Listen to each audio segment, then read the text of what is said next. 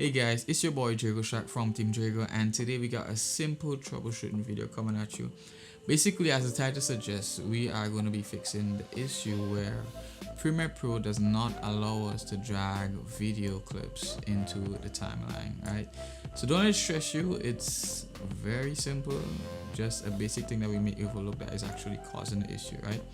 So basically there's a button that we need to click on. It says source patching for inserts and overwriting, and that is going to solve the issue. As you could clearly see, I'm trying to drag the video clip onto it. It's a video. I could play.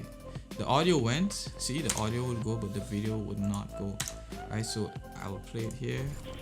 It's a video, has audio and video, right? And visual. So basically what we need to do is to click this button here that says source patching for inserts and overwrites, and this will now allow us to drag the video and the audio clip into the timeline, just like that. And there we have our problem fixed, and we can now continue editing our video. Thank you, and hope this works.